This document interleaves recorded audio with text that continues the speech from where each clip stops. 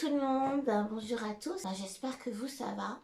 Pour ma part, je suis très contente de vous retrouver et comme j'ai pu vous l'annoncer dans ma précédente vidéo, j'ai quelques petites nouvelles idées déco à vous proposer et que je souhaite partager avec vous. Donc sans plus attendre, je vous invite à rentrer dans le vif du sujet maintenant.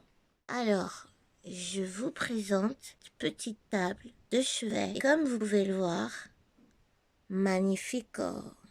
C'est pour ça que j'ai un peu craqué en fait. J'ai eu un petit coup de cœur, ouais, parce qu'elle m'a tout de suite inspirée en fait. Mais de base, l'idée c'était quoi? C'était d'acheter une petite table de chevet, certes, mais basique, tout ce qui est de plus simple, afin de pouvoir justement la customiser en la tapissant de miroirs, comme j'ai pu le faire pour mes meubles de cuisine par exemple. Vidéo d'ailleurs que vous pouvez retrouver sur ma chaîne YouTube.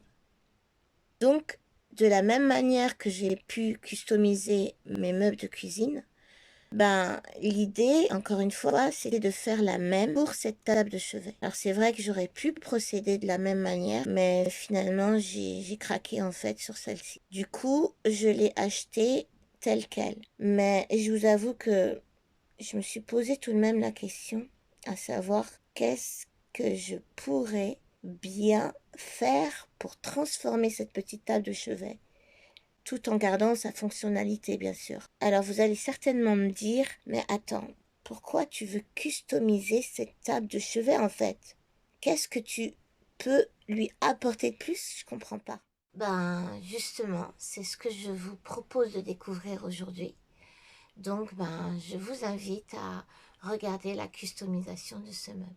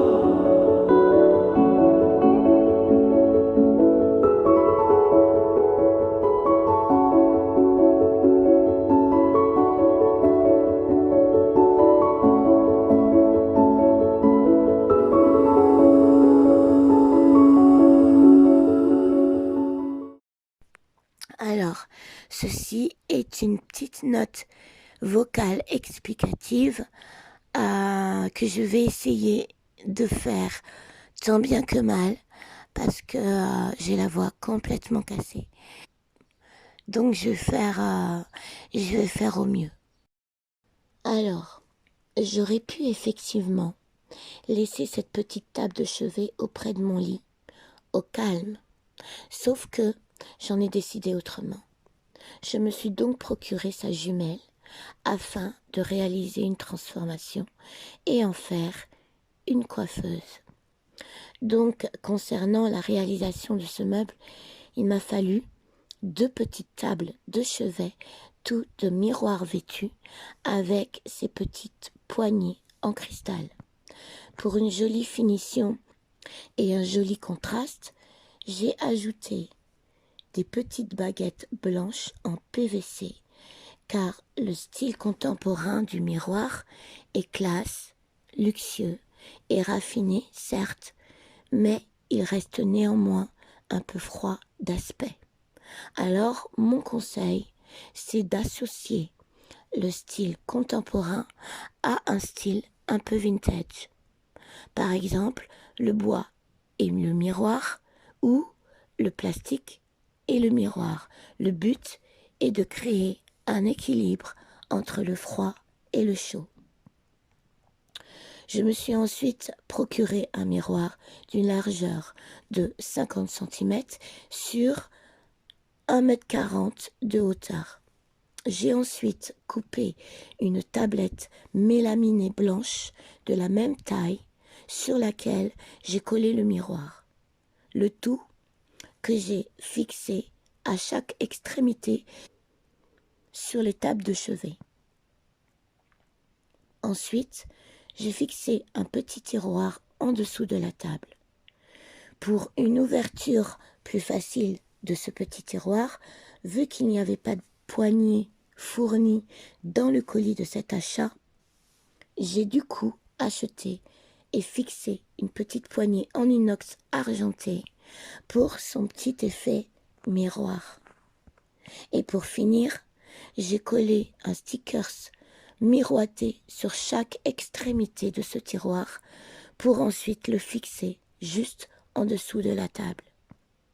Ensuite, j'ai fixé au mur un miroir de star juste au-dessus de la table. Et pour finir, j'ai récupéré un petit meuble à étagère tout simple que j'ai transformé en siège de coiffeuse qui non seulement permet l'assise, mais en plus permet le rangement à chaussures, ce qui permet donc une double fonctionnalité. Pour réaliser une assise confortable et esthétiquement originale, j'ai transformé ce petit meuble à étagère en un banc d'assise. Du coup, de sa position debout, je l'ai couché en le positionnant de façon allongée et j'ai ensuite fabriqué des petites baguettes en bois que j'ai fixées pour repositionner les tablettes afin de recréer des étagères pour y ranger des chaussures.